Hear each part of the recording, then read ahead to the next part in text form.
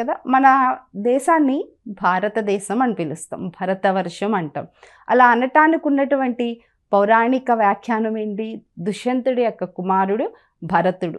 ఆయన ఆయన పాలనలో దేశం అంత చక్కగా అభివృద్ధి చెంది, ఆయన పాలనా విధానం అంత ధర్మబద్ధముగా ఉండడం వల్ల మన దేశానికి భారతదేశం అనే పేరు వచ్చిందని ఆయన పాలన గురించి చెప్పుకుంటాం. అంతేకాదు ఈ కౌరవ పాండవుల వంశాన్ని భరత వంశం అని కూడా చెప్తారు. ఎందుకంటే ఆయన నుంచి ఆ ఖ్యాతి వచ్చింది. అంతేకాకుండా అర్జునుడిని కృష్ణుడు భరతవర్ష, భరతస్థ, భరత అని కూడా పిలుస్తూ ఉంటాడు. అక్కడక్కడ మనకి భారతంలో వస్తూ ఉంటాయి. సో దీనిని బట్టి ఆ భరత సంతతి యొక్క ఖ్యాతి ఏంటనేది మనకి తెలుస్తుంది. కేవలం అందువల్లే మనకి భారతదేశమని, భరతవర్షమని, భరతఖండమని పేరు రాలేదు. దానిలో ఉన్నటువంటి ఇంకొక వైజ్ఞానిక కారణం కూడా తెలుసుకుందాం. మనం ఈ సృష్టిలో ప్రతిదీ మనకి ఏం కావాలన్నా గాలి, నీరు, అగ్ని ఇవన్నీ పంచభూతాలు కదా. ఈ పంచభూతాలలో ప్రధానంగా మనకి అగ్నిని అధిష్టాన దేవతగా బ్రహ్మదేవుడు నిర్ణయించి ఇచ్చాడు. మన భరణ పోషణ భారాన్ని చూసేవాడు అగ్నిదేవుడు. ఆయనని అలా చూసేటువంటి ఆయనని అగ్నిని భరతుడు అంటారు. ఇంకొకటి కూడా ఉందండి, అగ్నిని భారతం అంటారు ఋగ్వేదంలో. ఋగ్వేదంలో అగ్నినే భారతం అని కూడా పిలుస్తారు ఋగ్వేదం ప్రకారం. ఇది ఇంకొక కారణం. అంతేకాకుండా మన ఈ శరీరాలన్నీ స్థూల శరీరాలు. మన ఈ శరీరాలన్నీ ఎక్కడి నుంచి వచ్చినాయి? పృథ్వీ నుంచే వచ్చినాయి. సో పృథ్వీ నుంచి ఉత్పన్నమైనటువంటి వైశానాగ్ని అనేటువంటిది మన శరీరంలో ఉంది. అందువల్ల కూడా ఆ వైశానాగ్నిని కూడా భరతుడు అని పిలుస్తారు. ఇంకొక కారణం, మనం శరీరంలోనే మన ఆహారం తీసుకుంటాం కదా. మనం తీసుకున్నటువంటి ఆహారం వచనం అవ్వటానికి మన శరీరంలో జఠరాగ్ని అనేది ఉంది. ఆ జఠరాగ్ని వల్ల మనం తీసుకున్నటువంటి ఆహారం వచనమై అది ధాతువుగా మారి అన్ని శరీర భాగాలకి అందిస్తుంది. దాని నుంచే మనస్సు అనేటువంటిది కూడా ఏర్పడింది. ఆ మనస్సులోనే జరిగేటువంటి సంఘర్షణ, మనసులో మంచి చెడుకి రెండిటికి ఎప్పుడు సంఘర్షణ అనేది జరుగుతూ ఉంటుంది కదా. మంచిది పాండవ పక్షం, చెడు కౌరవుల పక్షం. ఆ రెండిటి మధ్య జరిగే సంగ్రామమే, సంఘర్షణే భారతం. సో మన శరీరంలో జరిగేటువంటి మనసులో ఉన్నటువంటి సంఘర్షణే భారతం కదా. ఒకటి, మనం మనుషులకంటూ ఒక ధర్మం ఉంది. మానవత్వం అనేటువంటిది మన ధర్మం. ఏ మానవుడైతే మానవత్వం అనేటువంటి తన ధర్మాన్ని మర్చిపోతాడో అతడు పశుతుల్యుడవుతాడు. సో తన ధర్మాన్ని చక్కగా ఆచరించి ఎంతటి క్లిష్ట పరిస్థితులు వచ్చినా తన ధర్మాన్ని తెలుసుకొని ఆచరించి ధర్మం మీద నిలబడమే మానవుని యొక్క కర్తవ్యం అని చెప్పేదే భారతం. భారతం యొక్క ముఖ్య ఉద్దేశం ధర్మంగా ఉండండి, ధర్మం పక్షంలో నిలబడండి అని చెప్పటం భారతం యొక్క ముఖ్య ఉద్దేశం. అది మానవుడిగా చేయవలసినటువంటి ముఖ్య పని. మానవుడిగా జన్మించినందుకు మనం చేయవలసినటువంటి, పాటించవలసినటువంటి ముఖ్య ధర్మం. ఆ ధర్మాన్ని మనం అనుసరించాలి. ఇదే ధర్మశాస్త్రం మనకి చెప్తుంది. భారతంలో ఉన్నటువంటి ధర్మశాస్త్రం చెప్పేదంతా ఇదేనండి. అంతేకాకుండా ఈ అగ్ని అనేటువంటిది, భారతాన్ని అగ్ని అని కూడా పిలుస్తారు. అగ్నిశాస్త్రం మొత్తం భారతంలోనే ఉంది. భారతం మొత్తం అగ్ని విద్య, అగ్నిశాస్త్రం మొత్తం భారతం. ఏంటంటే అగ్ని విద్యను మనకి అందించినది భారతం. అగ్నికి పర్యాయ పదమే భారతం. సో అందుకని దీనికి భారతం అనేటువంటి ఇంకొక పేరు. ఈ అగ్ని మనకి అధిష్టాన ప్రథమ దేవత కాబట్టి భరతవర్షం అనేటువంటి భరతఖండం అనే పేరు కూడా వచ్చింది వైజ్ఞానిక దృష్టిలో. ఇంకా చూస్తే అగ్నిలో ఉన్నటువంటి యజ్ఞం అనేటువంటిది ఒక భాగం. సోమాగ్ని యజ్ఞము చేయటం వల్లే యజ్ఞసేని ద్రౌపది ఆవిర్భవించింది. ఆమె చరిత్రే ఈ భారతం కదా, భారతం యొక్క వేద కదా. ఇదే భారతం. భారతంలో భారతం అనేటువంటి ఈ పదానికి మన భరతవర్షం అని, మన భారతదేశం అని పిలుచుకునే దానికి ఉన్నటువంటి వైజ్ఞానిక కారణం ఇది. ఇంకా భారతంలో ఉన్నటువంటి భాగాలని పర్వం అంటారు. పర్వం అంటే అగ్నికి ఇంకొక పర్యాయ పదం. పర్వం అనేది అగ్ని యొక్క త్రయోగుణ శాస్త్రాన్ని పర్వం అని పిలుస్తారు.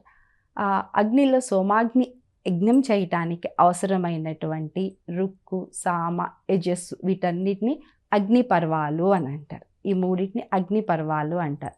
సో పర్వం అంటే అగ్ని కాబట్టి భారతానికి ఉన్నటువంటి పేరేంటి అగ్ని కాబట్టి దీన్ని భారతంలో ఉన్నటువంటి అన్ని భాగాలని కలిపి పర్వం అన్నారు. మొత్తం భారతంలో 18 పర్వాలు ఉన్నాయి.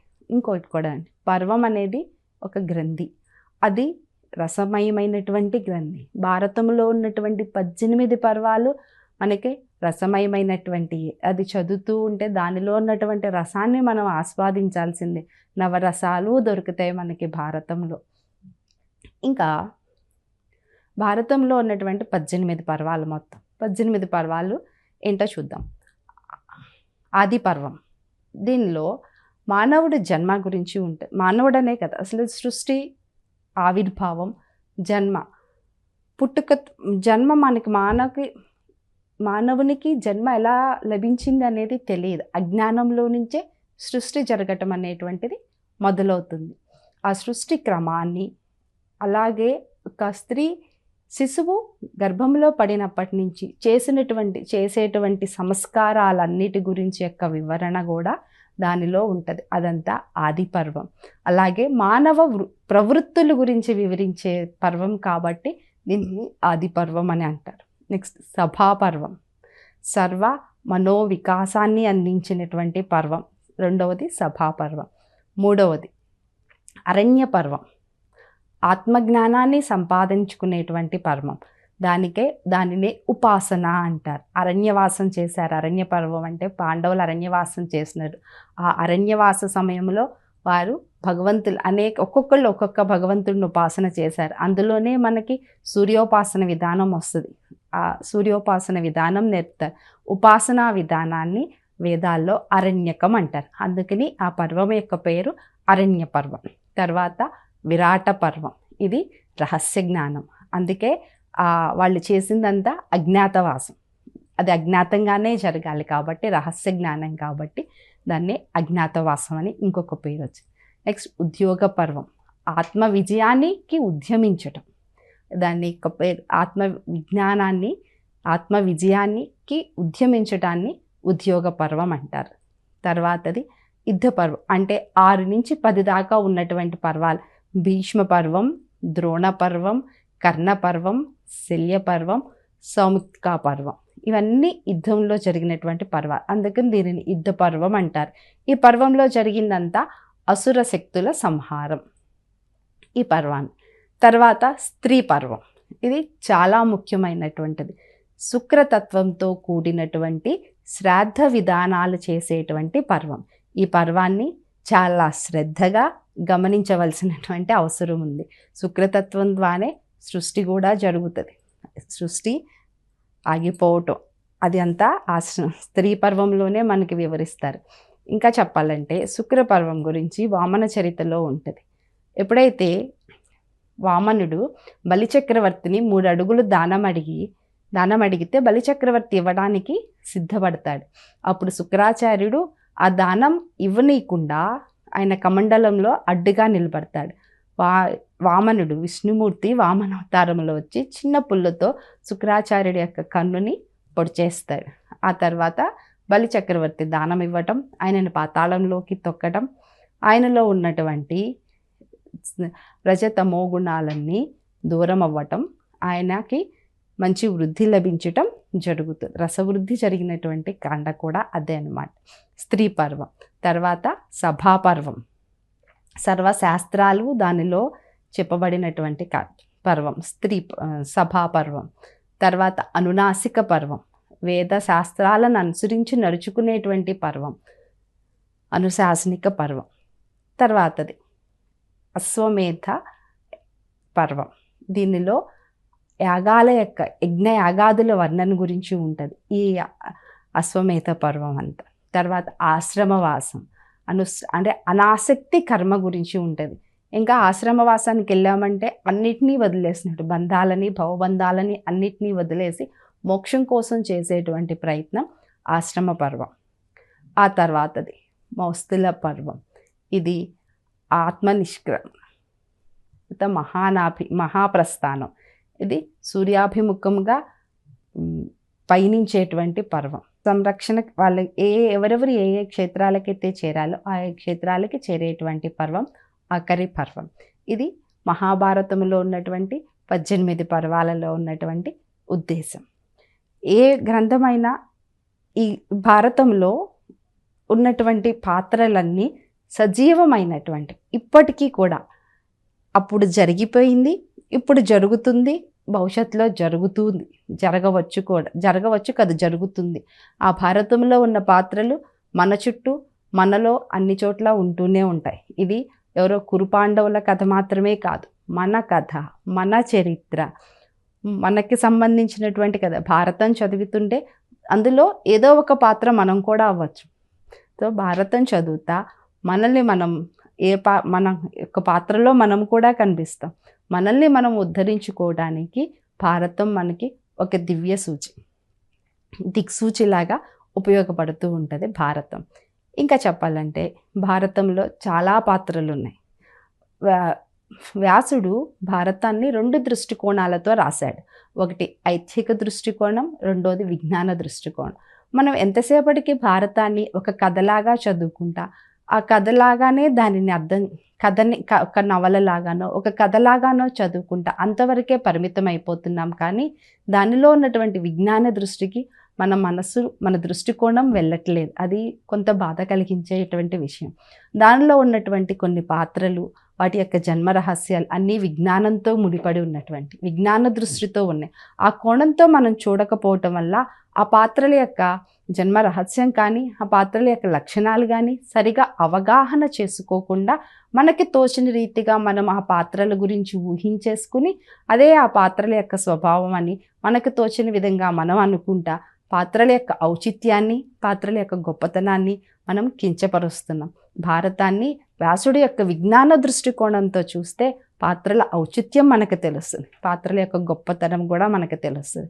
సారి నుంచి భారతం చదివేటప్పుడు దాన్ని ఒక కథలాగానో ఒక నవలలాగానో కాకుండా ఒక గ్రంథములాగా, ఒక విజ్ఞాన సర్వస్వంలాగా ఆలోచించి మనం చదివితే దానిలో మనకి ఎన్నో విజ్ఞాన రహస్యాలు తెలుస్తాయి.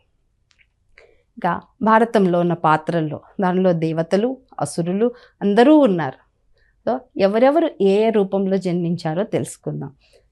కృతయుగం నుంచి త్రేతాయుగాల్లో అనేక రాక్షసులు జన్మించి నారాయణుడి చేతిలో సంహరించబడినటువంటి ఆ రాక్షసాంశలన్నీ ఈ ద్వాపరయుగం ఆఖరిలో రాక్షసులుగా జన్మించారు. వాళ్ళందరూ కూడా రాజుల వంశాల్లోనే జన్మించారు. అలా జన్మించినటువంటి వాళ్ళల్లో దేవతలు ఉన్నారు, రాక్షసులు ఉన్నారు. అలా జన్మించిన వాళ్ళలో హిరణ్యాక్షుడు, శిశుపాలుడు, కాలనేమి, కంసుడు, ద్వాపరుడు, శకుని. ఈ శకుని కారణంగానే నలదమయంతుల కథలో కూడా నలుడు జూదమాడి ఓడిపోయినటువంటి ఈ ద్వాపరుడే చేశాడు ఆ పని. ద్వాపరుడు, కలి ఇద్దరు స్నేహితులు. కలి దుర్యోధనుడు. ఆ రోజు నలుడు ఆయన పాచికలాటలో ఓడిపోవటానికి ద్వాపరుడే కారణం. పాండవులు అరణ్యవాసం చేయటానికి ఈ ద్వాపరుడైనటువంటి శకునే కారణం. ఇంకా కలి దుర్యోధనుడు. పౌలస్త్య గణమంతా దుశ్శాసన మొత్తం ధృతరాష్ట్రుడి యొక్క సంతతి అంతా వాళ్ళే. ఇంకా దేవతా గణానికి వద్దాం. విష్ణుమూర్తి, కృష్ణుడు, ఆదిశేషుడు, బలరాముడు, లక్ష్మీదేవి, రుక్మిణి, సనత్కుమారుడు, ప్రద్యుమ్నుడు, అప్సరసులు, గోపికలు, వేల్పులు, యదువంశం యొక్క వీర సైన్యం, వసుడు, భీష్ముడు, బృహస్పతి, ద్రోణుడు, ఏకాదశ రుద్రాంశుడు, కృపాచార్యుడు, కాముడు, క్రోధం, అశ్వత్థామ, యముడు, విదురుడు, ధర్మరాజు, సూర్యుడు, కర్ణుడు, గంధర్వుడు, ధృతరాష్ట్రుడు, మాయా అనేటువంటి గంధర్వ స్త్రీ గాంధారి, సాత్యకి, విరాటుడు మొదలైనటువంటి వారందరూ. పాండురాజు కూడా, సిద్ధి, బుద్ధి, కుంతి, మాద్రి, యముడు ధర్మరాజు, సూర్యుడు కర్ణుడు, వాయుదేవుడు భీముడు, ఇంద్రుడు అర్జునుడు, శ్రీదేవి ద్రౌపది, అగ్ని దృష్టద్యుమ్నుడు, చంద్రుని కుమారుడు వర్చస్సు అభిమన్యుడు. ఇక్కడ ఒక విషయం, అభిమన్యుడు చాలా చిన్న వయసులోనే చనిపోయారు అనుకుంటాం కదా. చంద్రుడు ఈ దేవతాంశాలు భూమి మీద పుట్టడానికి బ్రహ్మదేవుడు చంద్రుని కొడుకుని కూడా పిలుస్తారు, అతను కూడా వెళ్ళవలసి వస్తుంది. దానికి అప్పుడు చంద్రుడు ఇష్టపడు, నేను నా కొడుకును వదిలేసి నేను ఉండలేను, నా వర్చస్సుడు నాతోనే ఉండాలి అంటే, లేదు ఆయన వెళ్ళాలి, రాక్షస సంహారం జరగాలంటే అతను భూమి మీద పుట్టడం ఆవశ్యకం అనగానే, నా కొడుకు 16 సంవత్సరాలు ఎప్పుడైతే పూర్తవుతాయో వెంటనే అతను నా దగ్గరికి వచ్చేయాలి, అందుకు మీరు ఒప్పుకుంటే నా కొడుకుని పంపిస్తాను అంటే, బ్రహ్మదేవుడు అందుకు అంగీకరించడం వల్ల వర్చస్సుడు అభిమన్యుడిగా పుడతాడు. అతను 16 సంవత్సరాలు నిండగానే యుద్ధంలో మరణించి తన అవతారాన్ని చాలించి వెళ్ళిపోయాడు. ఇక వీటితో పాటు కొంతమంది దేవతాగణాలను కూడా రాక్షస గణాలు ఆవహించి ఉన్నాయి. అలా ఆవహించినటువంటి వాళ్ళలో ధృతరాష్ట్రుడు, కర్ణుడు మరి సూర్యుని యొక్క అంశతో పుట్టినటువంటి వాడు, కానీ అతనిలో కూడా రాక్షస ప్రవృత్తే ఉంది. దానికి కారణం నరకాసురుడు అని చెప్తారు. నరకాసురుడి యొక్క ప్రభావం కర్ణుడి మీద ఉండటం వల్ల కర్ణుడు అలా ప్రవర్తించాడని వ్యాసుల వారు చెప్పారు. ఇంకొక పురాణంలో సహస్ర యోధుడు అనేటువంటి అతను ఉన్నాడు. అతను 999 సార్లు అతనిని వధించారు నరనారాయణులు ఇద్దరు కలిసి. ఆఖరిసారి వధించకుండా వదిలేశారు. దేవతలందరూ అతను వధించకుండా వదిలేశారు అంటే, అతను సూర్యుని దగ్గర అతను భద్రంగా ఉంచాము, అవసరమైనప్పుడు అతన్ని వధిస్తాము అన్నారు. సూర్యుడు అతనినే కర్ణుడి రూపంగా పంపించడం వల్ల ఈ నరనారాయణులు ఇద్దరు కలిసి అతని యొక్క వహ్యో రూపాన్ని ఆ విధంగా భారతంలో సంహరించారనేటువంటి ఒక కథ ఉంది. కానీ దీనిని వ్యాసుడైతే రాయలేదు. వ్యాస భారతంలో లేదు, వేరే పురాణాల్లో ఉంది. దానిని కూడా మనం తీసుకోవచ్చు. ఇది దేవదానవుల యొక్క అంశాలు భారతంలో ఉన్నటువంటి పాత్రలు.